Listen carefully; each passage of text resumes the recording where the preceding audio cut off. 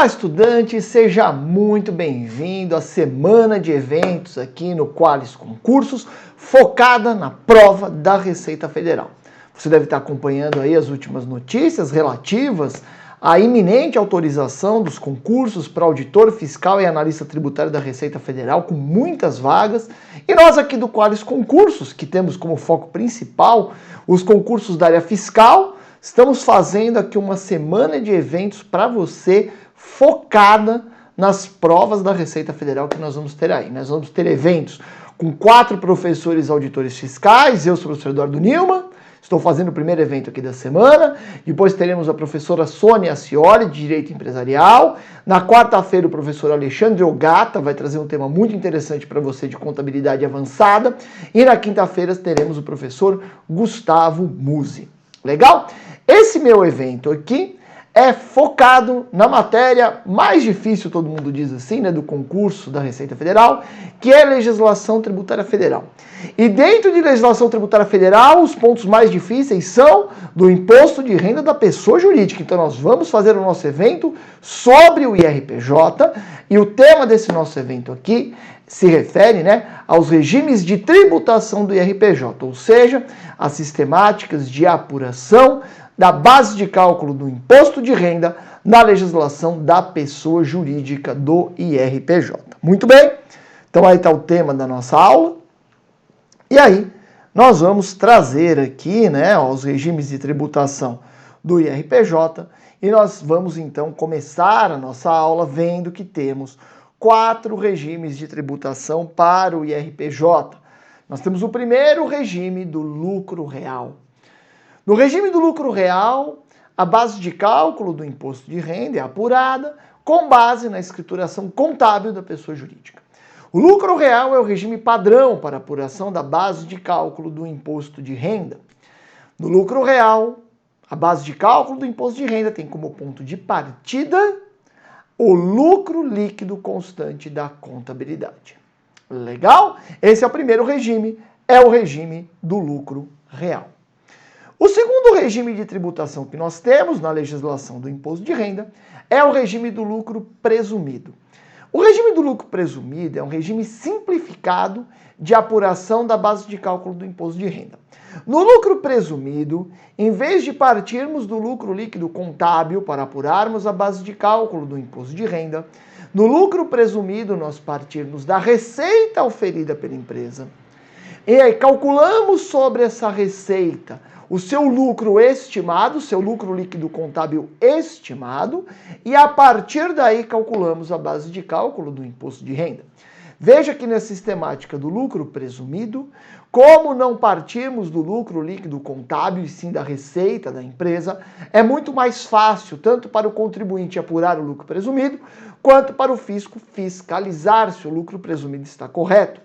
Você não precisa nem olhar a contabilidade de uma empresa que apura o imposto de renda na sistemática do lucro presumido para saber se a apuração está correta. Tanto que as empresas que optam pelo lucro presumido estão desobrigadas de apresentar a sua escrituração contábil ao fisco. Legal? Estão desobrigadas desde que apresentem o livro caixa e o livro de registro de inventário. O lucro presumido é uma sistemática de apuração opcional, nem todas as empresas podem optar pelo lucro presumido, mas a maior parte das empresas pode. Optando pelo lucro presumido, você vai apurar a base de cálculo do seu imposto de renda com base em sua receita e não no lucro líquido da contabilidade. O terceiro regime de tributação do imposto de renda da pessoa jurídica é o regime do lucro arbitrado, que é a última medida. O lucro arbitrado, nós vemos lá no Código Tributário Nacional, que o fisco pode arbitrar a base de cálculo de tributos. Isso está previsto lá no Código Tributário Nacional, né? O fisco pode arbitrar. O fisco pode arbitrar a base de cálculo de tributos quando não mereçam fé os documentos ou as informações prestadas pelo sujeito passivo, quando o valor do tributo dependa destas informações. No caso do imposto de renda da pessoa jurídica, o lucro será arbitrado quando uma empresa que está no lucro real não consiga apurar o seu lucro real, ou seja, o fisco não consiga apurar o lucro real de uma empresa que está no lucro real, aí o lucro terá que ser arbitrado, ou no caso de uma empresa do lucro presumido, em que o fisco não consiga apurar o lucro presumido, aí o lucro terá que ser arbitrado. Ou seja, o lucro arbitrado é a última medida para a apuração da base de cálculo do imposto de renda da pessoa jurídica. Por fim, nós temos o último regime de tributação, que não é um regime de tributação nem do IRPJ, né? Na realidade, é um regime de tributação aplicável às micro e pequenas empresas, o regime do Simples Nacional, em que nós temos o imposto de renda da pessoa jurídica incluído dentro da sistemática do Simples Nacional. Logo, as microempresas e empresas de pequeno porte que optam pelo Simples Nacional pagarão o imposto de renda da pessoa jurídica dentro do Simples Nacional. O Simples Nacional é estudado na matéria de direito tributário, né? Nas nossas aulas aqui do Qualis Concursos de Legislação Tributária Federal, nós estudaremos em relação ao IRPJ, nós temos lucro real, lucro presumido e lucro arbitrado. O Simples Nacional nós estudamos em direito tributário. Beleza? Esses são os 4 regimes de tributação do IRPJ. Agora, não basta conhecermos quais são os nomes desses regimes e apenas as suas características muito genéricas. Então, nós vamos entrar em vários detalhes nesse nosso evento aqui do Qualis Concursos em relação a cada um desses regimes de tributação. E nós começamos falando do lucro real. E eu começo mostrando aqui para você a fórmula de apuração do lucro real, né? Então, aí nós temos, o lucro real é o lucro líquido. Então, veja, o ponto de partida da apuração do lucro real é o lucro líquido contábil, por isso que você já vai entender que para a sua prova da Receita Federal a matéria contabilidade será muito importante, porque o ponto de partida para a apuração da base de cálculo do imposto de renda na sistemática do lucro real, que é a sistemática padrão de tributação das pessoas jurídicas, é o lucro líquido da contabilidade. Mas veja que não se tributa o lucro líquido da contabilidade. Esse lucro líquido é ajustado por meio de adições e exclusões, sendo as adições sempre obrigatórias e as exclusões facultativas. As empresas que apuram a base de cálculo do imposto de renda na sistemática do lucro real ainda podem compensar resultados negativos de períodos anteriores, que a empresa também estava no lucro real, ou seja, podem compensar prejuízos fiscais apurados em períodos de apuração anteriores. Legal? Essa compensação de prejuízos tem toda uma lógica que nós estudamos aqui nas nossas aulas do Qualis Concursos. Beleza? Bom, as adições, nós temos 2 grandes grupos de adições. Lembrando que as adições são boas para o fisco, logo sempre são obrigatórias. As exclusões são boas para o sujeito passivo, então as exclusões são facultativas. Nas adições nós temos 2 grandes grupos. Nós temos despesas que reduziram o lucro líquido, mas que o fisco não aceita para fins de apuração do lucro real. E nós temos receitas tributadas que não foram computadas no lucro líquido. Em relação a receitas que não foram tributadas, computadas no lucro líquido, normalmente nós temos receitas que são tributadas pelo regime de caixa e por isso não estão no lucro líquido daquele determinado período de apuração. Você vai falar, mas espera aí, professor, mas o lucro líquido é sempre regime de competência. Verdade? Mas o lucro real nem sempre será apurado integralmente pelo regime de competência. Nós veremos isso neste nosso evento aqui do Qualis Concursos, que é um assunto importantíssimo para a sua prova. Legal? Muito bem. E as exclusões? Bom, as exclusões, por outro lado, se referem a receitas não tributáveis, ou seja, receitas que estão na demonstração do resultado do exercício e que, portanto, sensibilizaram o lucro líquido, mas que não são tributáveis. Por exemplo, a receita de equivalência patrimonial é uma receita que aumenta o resultado do investidor, mas não é tributada pelo imposto de renda. E também temos exclusões que se referem a custos ou despesas dedutíveis, mas que não foram deduzidas do lucro líquido. Custos ou despesas não deduzidos do lucro líquido, normalmente nós temos ou uma questão de regime de caixa e regime de competência, ou limites fiscais, a dedutibilidade de custos registrados na contabilidade, custos ou despesas, limites fiscais que não batem com os parâmetros contábeis, beleza? Lembrando que as adições são sempre obrigatórias, as exclusões são facultativas. Por fim, nós temos a possibilidade das empresas no lucro real compensarem prejuízos fiscais. Hoje, a compensação de prejuízos fiscais tem apenas uma limitação quantitativa, não tendo mais limitação temporal. A compensação de prejuízos fiscais é limitada a 30% do lucro líquido ajustado para cada período de apuração. Beleza? Não existe limitação temporal, mas existe uma limitação quantitativa em cada período de apuração. Aí eu trago aqui para você um exemplo, né? Então, olha lá. A empresa teve um lucro líquido de 5 milhões, adições de 500 mil, exclusões de 1,5 milhão, portanto, ela apurou um lucro líquido ajustado de 4 milhões. O limite para compensação de eventuais prejuízos fiscais que essa empresa tenha, esse limite será de R$ 1.200.000, 30% do lucro líquido ajustado. Beleza? Então, no mínimo aqui, teria que tributar R$ 2.800.000. Muito bem. Bom, e o lucro presumido? No lucro presumido, a base de cálculo do imposto de renda parte da receita oferida pela empresa e não de seu lucro. É um regime simplificado e opcional. Lembrando que a opção pelo lucro presumido é uma opção anual que a empresa faz. Legal? Diferente do Simples Nacional, que a empresa opta pelo Simples e ficará neste regime de tributação até se excluir dele ou ser excluída de ofício pelo fisco. No caso do lucro presumido, a empresa opta anualmente por este regime de tributação. Legal? Aí veja. Na sistemática do lucro presumido, nós temos essa formulinha, né? Então, o ponto de partida é a receita, multiplicada por um coeficiente de presunção de lucro. Este coeficiente é variável em função da atividade exercida pela empresa. É como se apurássemos aqui um lucro operacional das suas operações, né, típicas.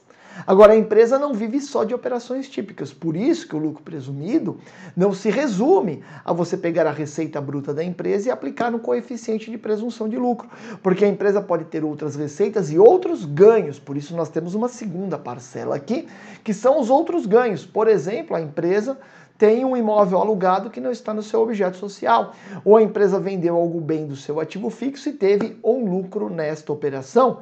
Mais comum, a empresa tem aplicações financeiras, né? E tem rendimentos positivos por conta dessas aplicações. Por fim, quando uma empresa está no lucro real e muda para o lucro presumido, no primeiro período de apuração em que a empresa faz essa mudança, a empresa tem mais uma parcelinha a somar ao seu lucro presumido, que são aqueles valores com tributação diferida.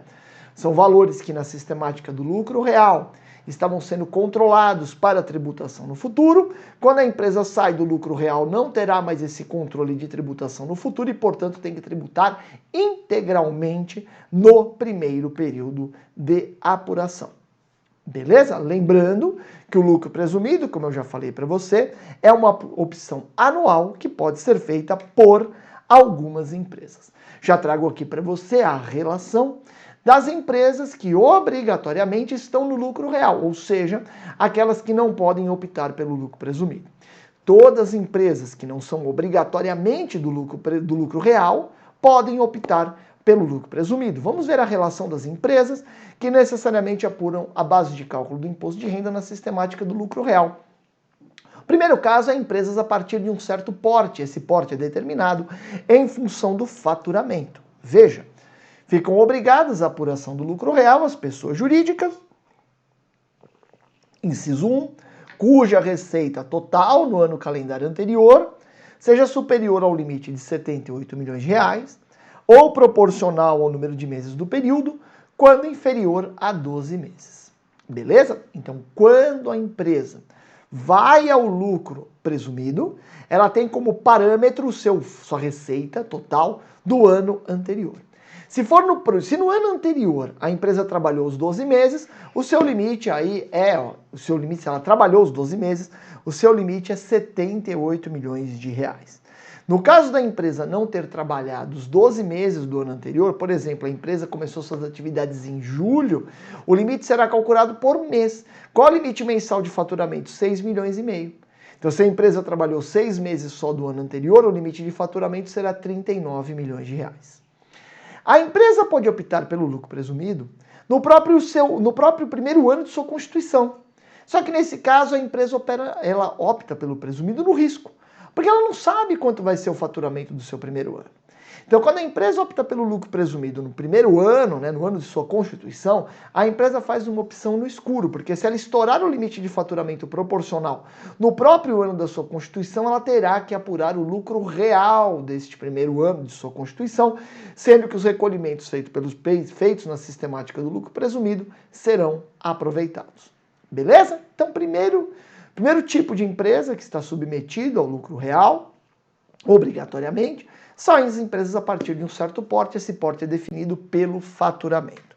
Segundo, nós temos as instituições financeiras, né? Então nós temos os bancos comerciais de investimento, desenvolvimento, Caixa Econômica, sociedades de crédito, financiamento e investimento, sociedades de crédito imobiliário, corretoras de títulos, valores imobiliários e câmbio, DTVM, empresa de arrendamento mercantil, cooperativa de crédito, seguro, capitalização e previdência privada, né? As instituições financeiras, grosso modo, aquelas entidades são supervisionadas pelo Banco Central, pela SUSEP, no caso de seguros privados, e pela Secretaria de Previdência Complementar, no caso de previdência privada. Legal? Se for previdência privada de banco, é fiscalizado pelo próprio Banco Central. Legal? Então as instituições financeiras, independentemente de limite de faturamento, se submetem sempre à apuração do imposto, da base de cálculo do imposto de renda, pelo lucro real. A terceira hipótese que nós temos de obrigatoriedade de apuração pelo lucro real se refere às empresas que têm lucros, rendimentos ou ganhos de capital oriundos do exterior. Vamos lá. Lucros, rendimentos ou ganho de capital. Quando você tem um lucro do exterior, quando você tem um investimento lá no exterior e uma empresa lá no exterior, essa empresa tem lucro e uma parte daquele lucro pertence a você, já que aquela empresa é uma empresa investida. Legal? Quando você tem rendimentos quando você tem uma aplicação no exterior. Beleza? Então você tem uma aplicação financeira no exterior, você tem rendimentos. Você tem um imóvel no exterior e recebe aluguel, você tem rendimentos. E ganho de capital? Ganho de capital é quando você tem um bem no exterior e vende esse bem por um valor maior que seu custo de aquisição. Aí você terá um ganho de capital. Veja que estão obrigatoriamente submetidos ao lucro real as empresas que têm lucros, rendimentos ou ganhos de capital no exterior. Por quê? Que o interessante é a gente entender os motivos, né? Por que as empresas que têm lucros, rendimentos ou ganhos de capital no exterior estão submetidas ao lucro real? Porque neste caso, o fisco brasileiro quer ter maior controle. Lembre-se que as empresas do lucro real têm a obrigatoriedade de apresentar a contabilidade ao fisco. As empresas do lucro presumido podem apresentar só o livro caixa acompanhado do livro de registro de inventário. Então se entende que essas empresas que têm investimentos fora do Brasil, sejam participações societárias, sejam bens, que essas empresas têm que apurar imposto de renda no Brasil de acordo com o lucro real. A quarta hipótese que nós temos de obrigatoriedade do lucro real se refere àquelas empresas que querem gozar de benefícios fiscais do imposto de renda. Beleza? Se uma empresa quer gozar de um benefício fiscal do IPI, isso não impacta em absolutamente nada a sistemática de tributação dessa empresa no imposto de renda. Mas se a empresa quiser gozar de um benefício fiscal do imposto de renda, por exemplo, a destinação de recursos aí para obras audiovisuais, ou usufruir os benefícios do lucro da exploração na Zona Franca de Manaus, essa empresa necessariamente terá que ser do lucro real. Quem opta pelo lucro presumido imediatamente abre mão do gozo dos benefícios fiscais relativos ao IRPJ. A quinta opção é uma situação, né, interessante, porque veja, né, estão obrigadas à apuração do lucro real as pessoas jurídicas que no decorrer do ano calendário têm efetuado o pagamento mensal pelo regime de estimativa. Veja, preste atenção comigo. O imposto de renda tem período de apuração padrão trimestral. Então, o lucro real, em regra, é trimestral, o presumido é sempre trimestral e o arbitrado é sempre trimestral. Qual é o problema do lucro real ser trimestral? É que a empresa vai ter que fechar o seu balanço, sua DRE, a cada trimestre. Porque você lembra que o ponto de partida de apuração do lucro real é o lucro líquido da contabilidade.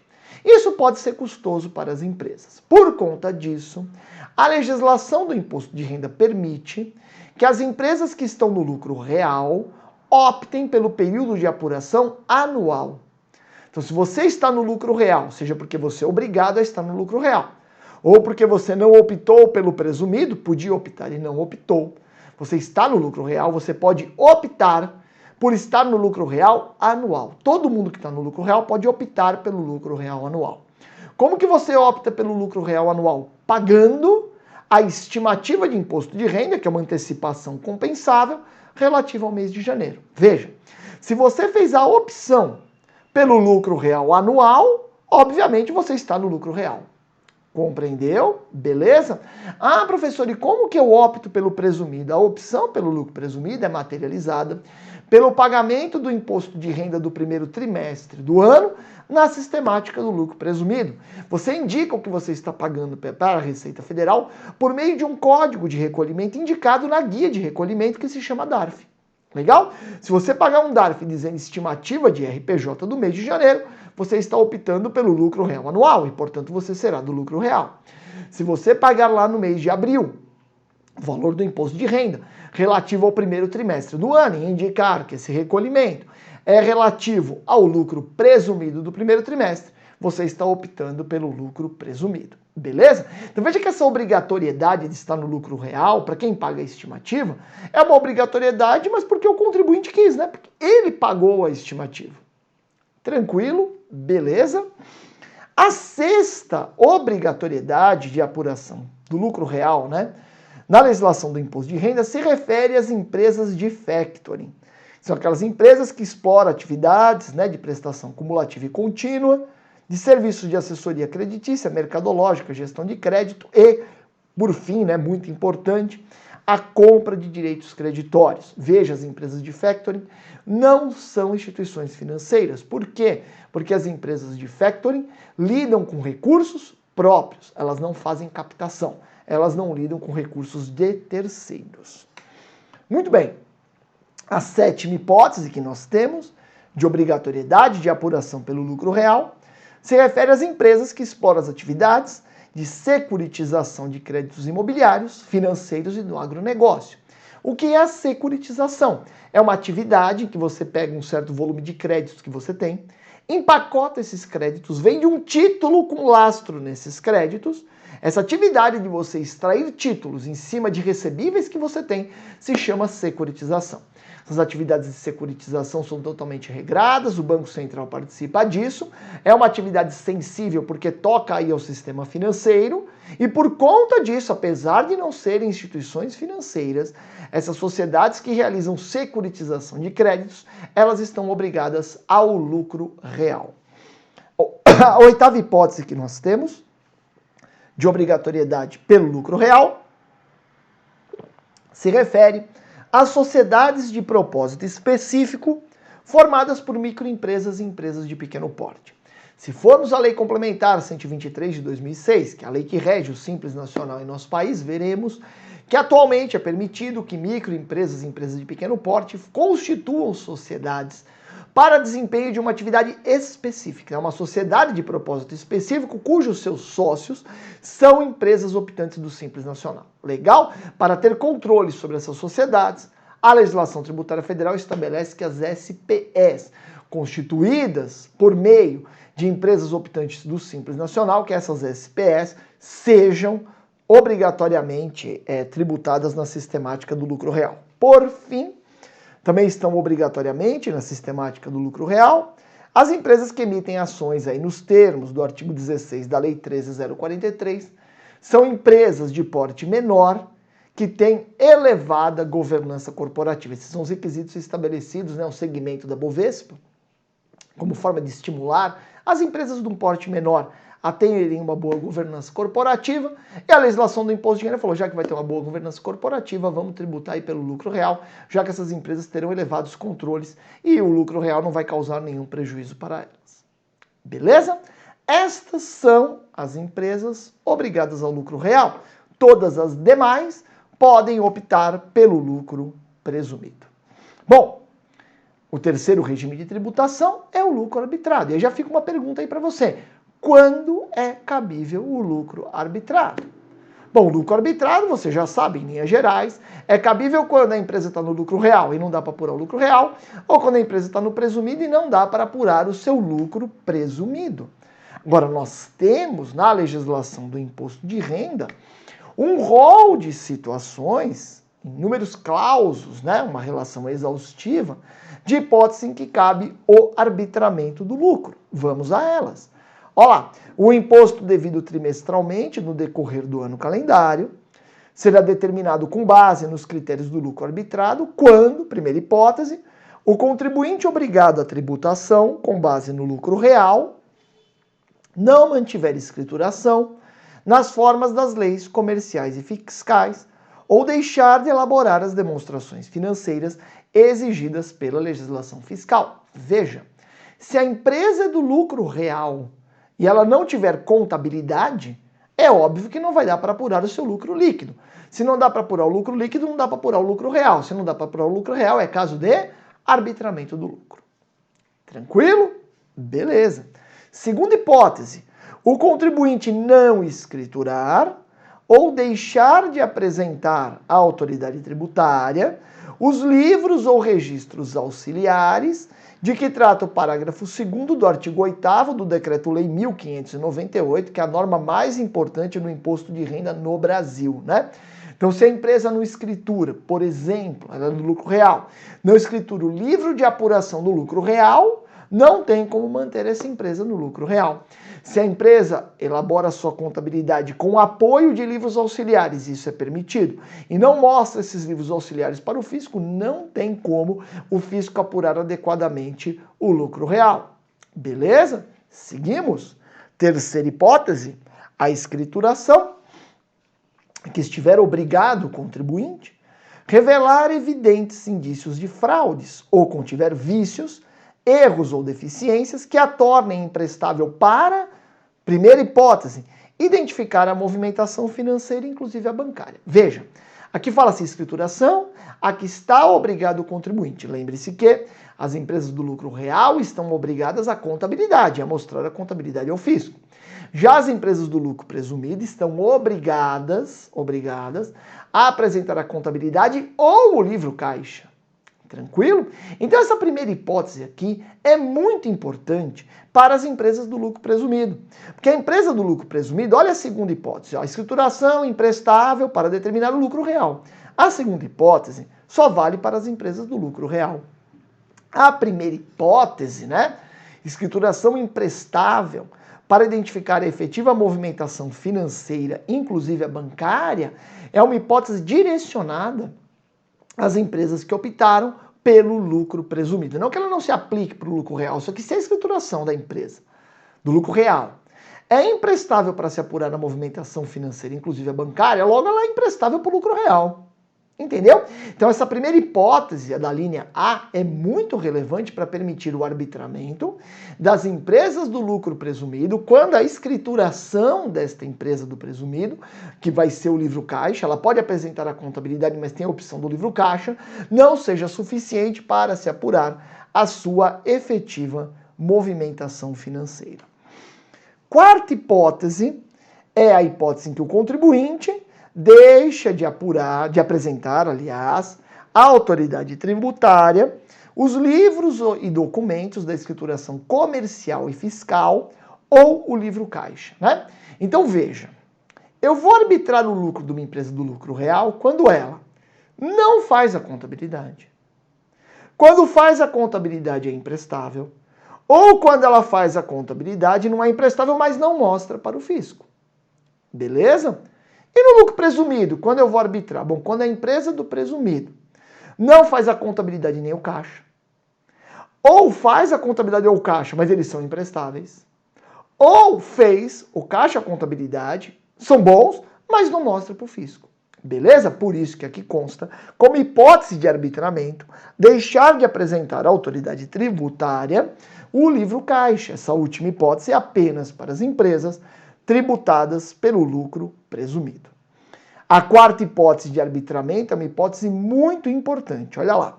É arbitrado o lucro daquela empresa, aquele contribuinte, que opta indevidamente pela tributação com base no lucro presumido. Nós vimos aqui neste nosso evento o rol de empresas que necessariamente tem que apurar o lucro, a base de cálculo do imposto de renda, na sistemática do lucro real. Se alguma daquelas empresas obrigatoriamente sujeitas ao lucro real optar pelo lucro presumido, a consequência é o necessário arbitramento do seu lucro. Guarde isso para a sua prova. Guarde isso para a sua prova. Se uma empresa é obrigatoriamente do lucro real e opta indevidamente pelo presumido, a consequência não é que a opção é ineficaz e ela vai ficar no real, não.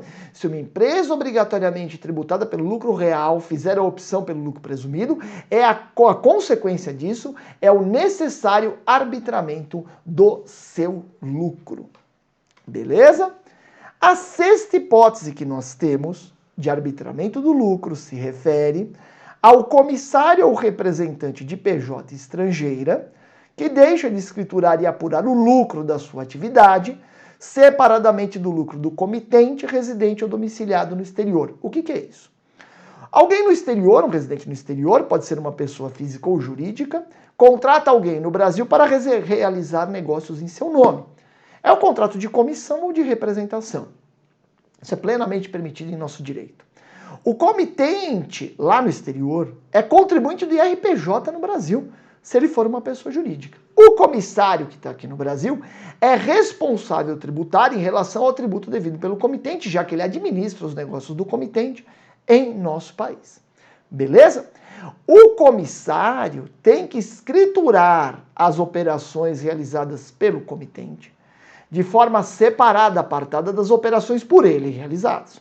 Porque são contribuintes diferentes. O comitente é contribuinte no Brasil em relação às suas operações. O comissário é responsável e o comissário é contribuinte dos fatos geradores que ele pratica.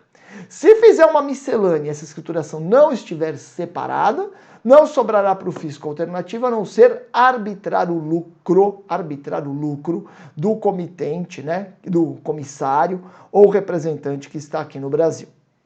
Sétima hipótese, o contribuinte que não mantém em boa ordem, segundo as normas contábeis recomendadas, o livro razão ou fichas utilizadas para resumir e totalizar por conta ou subconta os lançamentos efetuados no diário. Atualmente essa hipótese aqui não faz muito sentido na prática, né, atualmente, porque o Brasil há alguns anos implantou o Sistema Público de Escrituração Digital, que inclusive é uma iniciativa pioneira no mundo, de forma que a contabilidade das empresas hoje é transmitida em forma digital para a Receita Federal. E você manda no formato do SPED. Esse formato do SPED é um formato assim, que tem um layout todo padronizado, e depois dentro do fisco, o fisco consegue montar o seu livro razão. Então você não precisa mais fazer um razão físico, ter o diário físico e o razão físico. Hoje nós temos isso em meio eletrônico dentro do padrão SPED. Então hoje ter um arbitramento do lucro, porque a empresa não fez o razão, não faz mais sentido. Você pode arbitrar o lucro se a empresa não transmitiu as informações do SPED, porque ela não tem contabilidade. Beleza? Mas ainda continua essa disposição porque nós temos lei neste sentido. O quarto regime de tributação do IRPJ é o Simples Nacional, que nós nem estudamos na matéria Legislação Tributária Federal, nós estudamos em apartado, nós estudamos lá em Direito Tributário. O Simples Nacional para os tributos federais tem um limite de faturamento de R$ 4.800.000. E veja aqui, eu trouxe uma tabelinha para você, a tabelinha do comércio. Veja que uma parte do que é recolhido no Simples Nacional é destinado ao imposto de renda da pessoa jurídica. Apenas uma palhinha do Simples aqui, só relembrando o que você já sabe. Para você determinar o valor a recolher do Simples Nacional num determinado mês, o que você tem que fazer? Primeiro, pegar a sua receita bruta dos últimos 12 meses. De acordo com a receita bruta dos seus últimos 12 meses, você vai descobrir qual é a alíquota do Simples Nacional para você. Vem aqui comigo, ó. Essa primeira tabelinha, tá vendo? Receita bruta em 12 meses. Dependendo da sua receita bruta, você vai ter uma alíquota. E veja que é uma incidência por faixas, né? Até R$ 180.000, você tem a alíquota aí de 4, que vai aumentando, mas a incidência é por faixas. Por isso que tem aquela parcela a deduzir, que é um cálculo simplificado. Beleza? Legal. Então, primeiro, a empresa identifica a alíquota do Simples. E depois de identificar a alíquota do Simples, a empresa aplica essa alíquota sobre o seu faturamento do mês. Legal? E aí ela vê qual é o valor do Simples Nacional devido naquele mês e faz o recolhimento por meio de uma guia que se chama DAS, que é um documento de arrecadação simplificado. Cai esse documento na Receita Federal e aí, dependendo de em qual faixa o contribuinte está, qual é a sua receita bruta dos últimos 12 meses, nós teremos aí o rateio. Veja que o rateio, né, é praticamente igual nas 5 primeiras faixas, mas muda muito, né? Só muda a contribuição previdenciária e o ICMS, né, nas 5 primeiras faixas, mas muda muito na 6ª faixa. Por que muda muito o rateio na 6ª faixa? Porque o ICMS está no Simples Nacional até o limite de faturamento de 3 milhões e 600 mil reais. Então, se a empresa te faturar mais de 3 milhões e 600 e menos de 4.800, ela fica no Simples para os tributos federais, mas não está mais no Simples para o ICMS. Beleza? Legal? Muito bem. Entendidos os regimes de tributação, vamos ver como se aplicam os regimes de caixa e competência para cada um desses regimes. E aí o lucro real, regime de caixa ou competência? E o presumido? E o arbitrado? Né? O Simples Nacional nós não estudamos nessa matéria, então eu só dei uma palhinha para você, né? Que o Simples Nacional, como ele funciona, mas nós não estudaremos em legislação tributária federal. Então vamos lá. Bom, quando estudamos regime de caixa e regime de competência, eu sempre falo para os meus alunos sobre a visão tradicional que nós temos de disponibilidade econômica e jurídica, que é uma visão muito importante ainda no nosso ordenamento jurídico. Veja, na visão tradicional de nosso ordenamento jurídico, né, ou seja, dos estudiosos do direito tributário, nós temos 2 conjuntos estanques. Disponibilidade econômica de um lado e disponibilidade jurídica de outro, né? Disponibilidade jurídica é você ter direito a receber o dinheiro, mas não está ele ainda no seu bolso. Então, por exemplo, eu trabalho durante um mês na Receita Federal, no final do mês eu tenho disponibilidade jurídica do meu salário, porque eu tenho direito a recebê-lo. Mas enquanto eu não recebo, eu tenho disponibilidade jurídica. No momento em que eu recebo o meu salário, aquela disponibilidade minha que era jurídica vira econômica. Então, nesta visão tradicional, lembrando que o CTN fala, né, que o fato gerador do imposto de renda é a aquisição da disponibilidade econômico-jurídica da renda ou dos proventos de qualquer natureza. Lembrando, né, eu teria um grupo de disponibilidade jurídica, quando você tem direito a receber o dinheiro, e quando recebe o dinheiro, essa disponibilidade se transforma em econômica. Ter o dinheiro no bolso, poder usufruir da utilidade daquele dinheiro. Por que é importante essa classificação tradicional? Porque essa classificação tradicional nos remete, né, a regime de caixa e regime de competência. Quando você diz assim, disponibilidade jurídica, é ter direito a ter o dinheiro, mas sem ele estar no teu bolso, estou falando do regime de competência. Quando eu digo que disponibilidade econômica é ter o dinheiro no bolso, estou associando ao regime de caixa. Você deve lembrar que a pessoa física é sempre tributada no Brasil pelo regime de caixa. Já a pessoa jurídica é, em regra, tributada pelo regime de caixa. Não necessariamente. Aliás, a pessoa jurídica é tributada, em regra, pelo regime de competência, né? Em regra. Ok? Bom, então vamos lá aplicar esse regime de caixa e competência aos diversos regimes de tributação. Então nós começamos com o lucro real, né? No lucro real eu tenho o lucro líquido, que depois é ajustado por adições ou exclusões, tem a compensação de prejuízos.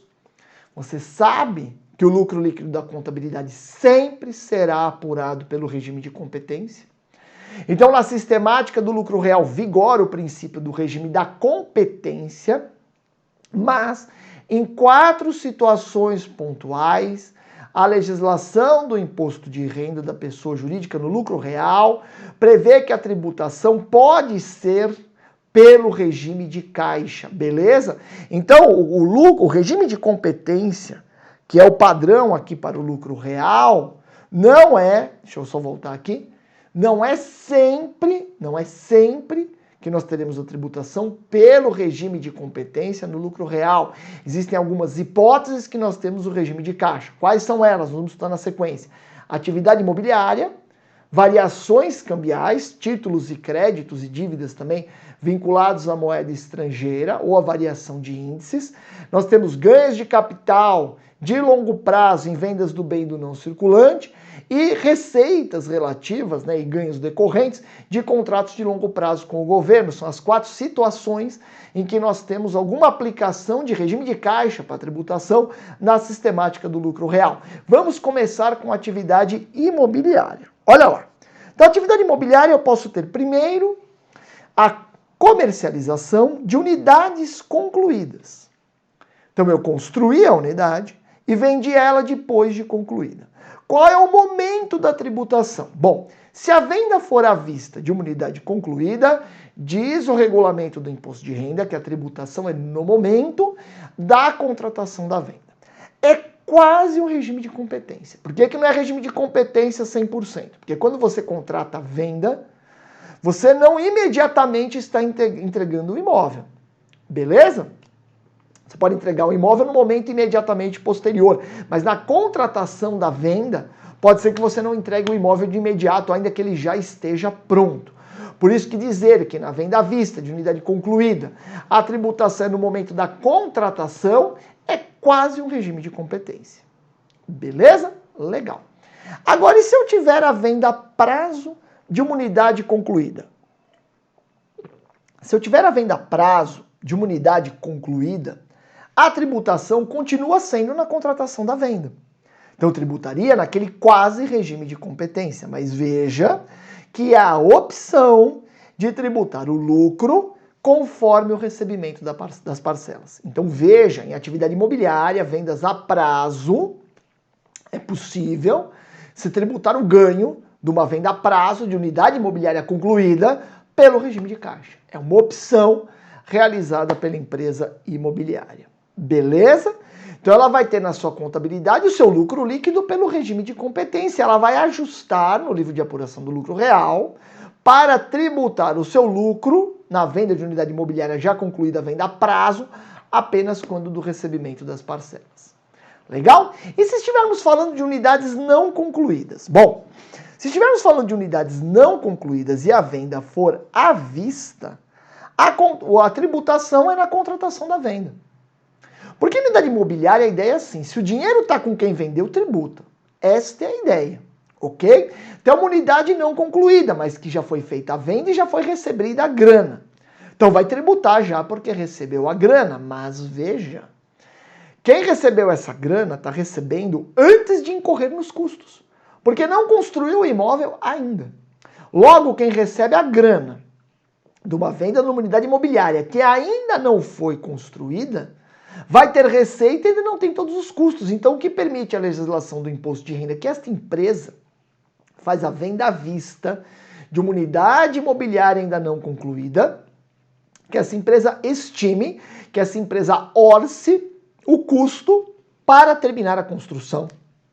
Registre na sua contabilidade esse custo orçado e apure o seu lucro tributável já contando que a empresa vai incorrer nesse custo orçado. Depois, a empresa vai incorrer nos custos efetivos e vai comparar se o custo orçado bateu com o efetivo. 100% nunca bate, né?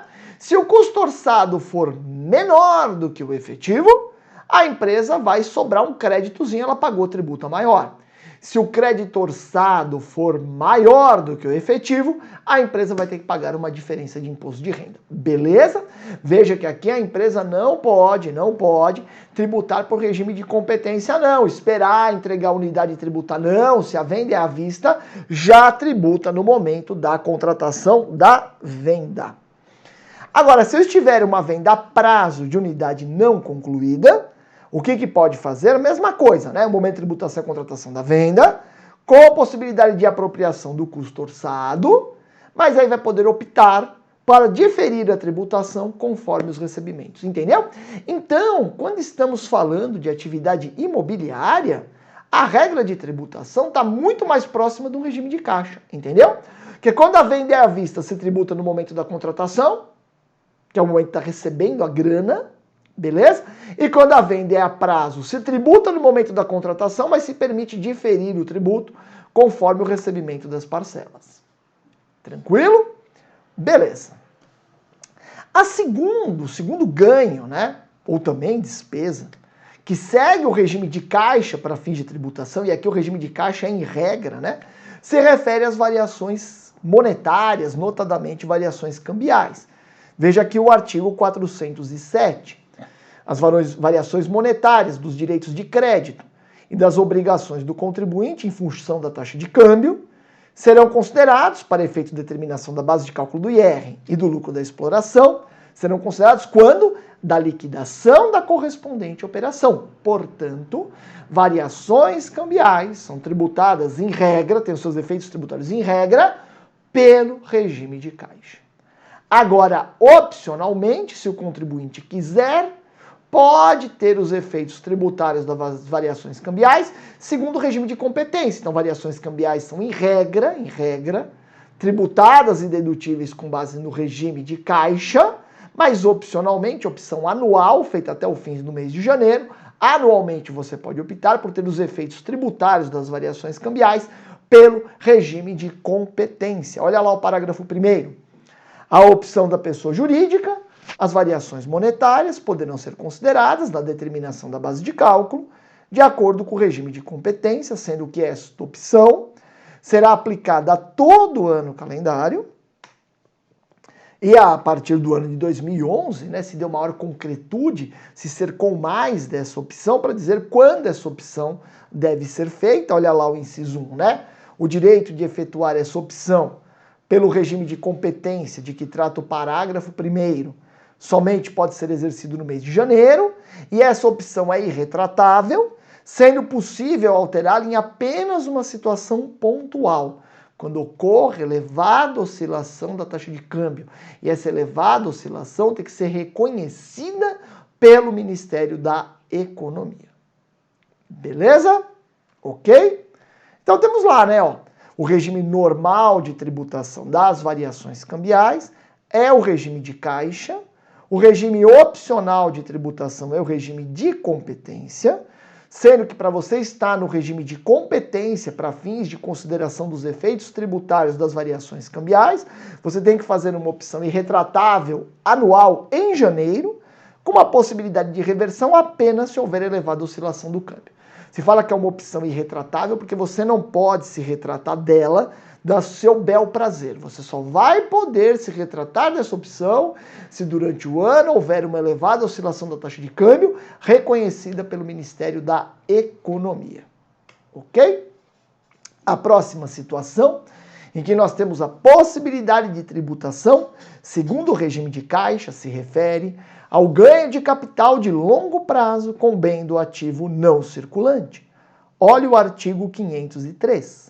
Nas vendas de bens do ativo não circulante, classificados como investimento imobilizado ou intangível, ou seja, todos os bens, né, inclusive intangíveis, né, registrados no não circulante são passíveis desse regime de tributação.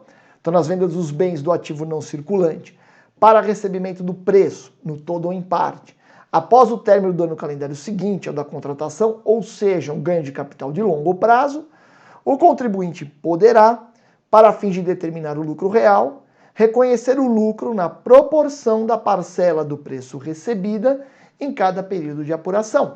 Então, o ganho de capital com a venda de bem do ativo não circulante pode ser tributado segundo o regime de caixa quando este ganho for um ganho de longo prazo. Ok? Então, o regime normal de tributação para o ganho de capital de longo prazo com alienação de um bem do ativo não circulante é o regime de competência, sendo o regime opcional de tributação o regime de caixa. Muito bem. Por fim, a última situação em que nós temos regime de caixa na sistemática do lucro real se refere aos contratos de longo prazo com o governo. É o governo reconhecendo aqui que não é um bom pagador, né? Olha lá, no caso de empreitada ou fornecimento contratado nas condições dos artigos 478 ou 479, ou seja, nesses casos de empreitada ou fornecimento que tem um recebimento de longo prazo, ou seja, são aqueles contratos contínuos com a administração pública com recebimento de longo prazo, né? Olha lá, com PJ de direito público ou empresa sob seu controle, empresa pública, sociedade de economia mista ou subsidiária, então envolve também as entidades aí da administração indireta, o contribuinte poderá diferir a tributação do lucro até a sua realização. Então, em contratos de longo prazo com o governo, a regra de tributação é regime de competência, mas é possível se optar pelo regime de caixa quando for um contrato de longo prazo. Legal? Então, regime normal de tributação, regime de competência, opcionalmente, regime de caixa. Muito bem. Agora vamos lá para o lucro presumido e o simples nacional. Tanto o lucro presumido quanto o simples nacional tem como ponto de partida de apuração, né, do imposto de renda a receita da empresa. Né? No simples nacional apura-se todos os tributos pela receita. No lucro presumido apura-se a base de cálculo do imposto de renda, o lucro presumido, com base na receita da empresa. A receita a ser considerada para fins de apuração da base de cálculo do imposto de renda no lucro presumido é, em regra, apurada pelo regime de competência. Mas as empresas que optam pelo lucro presumido ganham direito a uma nova opção. Estando no lucro presumido, podem optar por reconhecer e tributar as suas receitas pelo regime de caixa. Então, no âmbito do lucro presumido, em regra, se tributa as empresas pelo regime de competência, mas opcionalmente, depois de você estar dentro do presumido, você pode fazer uma segunda opção, que é ser tributado pelo regime de caixa. No Simples Nacional, vale a mesma regra. No Simples Nacional, aquela receita bruta mensal para fins de tributação a mensal, não dos últimos 12 meses para definir a alíquota. A receita bruta mensal para fins de definição do valor devido pode ser pelo regime de caixa, se você assim optar. Então, no Simples Nacional, a receita bruta mensal sujeita à tributação é, em regra, tributada pelo regime de competência, mas pode ser tributada pelo regime de caixa, se a empresa do Simples Nacional assim optar. Então, veja que tanto no lucro presumido quanto no Simples Nacional, nós temos a mesma regrinha, né? Em regra, se tributa a disponibilidade jurídica, ou seja, se aplica o regime de competência. As receitas são consideradas pelo regime de competência opcionalmente. Você pode fazer opção, tanto no presumido quanto no Simples Nacional, pelo regime de caixa. Lembrando que sempre é possível você apresentar ao fisco apenas o livro caixa e o livro de registro de inventário. Beleza? Quando você é do Simples Nacional ou quando você é do presumido, em vez de apresentar contabilidade, você pode apresentar o livro caixa acompanhado do livro de registro de inventário. E para nós fecharmos esse nosso evento, falta vermos se tributa a disponibilidade econômica ou jurídica, né? Na questão do lucro arbitrado. E eu preciso dizer para você que no lucro arbitrado, nós temos duas sistemáticas de cálculo do lucro arbitrado. Uma sistemática quando a receita bruta é conhecida e outra sistemática quando a receita bruta não é conhecida. Quando a receita bruta é conhecida, o lucro arbitrado é apurado com base nesta receita bruta e esta receita bruta é considerada pelo regime de competência. Não tem nada de opção de regime de caixa aqui, já que o lucro arbitrado não é um regime opcional. Legal? Por outro lado, quando a receita bruta não é conhecida e, portanto, o lucro arbitrado é apurado pelos chamados meios indiretos, que são colocados à disposição do fisco, né? Então o fisco pode pegar o lucro real do ano anterior, multiplicar por 1,5, pode pegar um percentual do ativo circulante, percentual do ativo total, pode calcular o lucro arbitrado em função do passivo, do PL, tem várias opções. Aí nesse caso dos meios indiretos, não dá para falar nem que é regime de caixa e nem que é regime de competência, né? Porque você está fazendo um arbitramento que não tem nada a ver nem com a receita e nem com o lucro do período de apuração. Beleza? Bom, com isso, nós tivemos um bom panorama sobre os regimes de tributação do imposto de renda da pessoa jurídica. Eu queria deixar alguns recadinhos aqui para você no final deste evento. Nós estamos na iminência de termos autorização do edital da Receita Federal. Este é o momento de você intensificar os seus estudos, é aquela reta final. E para isso, conte com nós aqui do Qualis Concursos.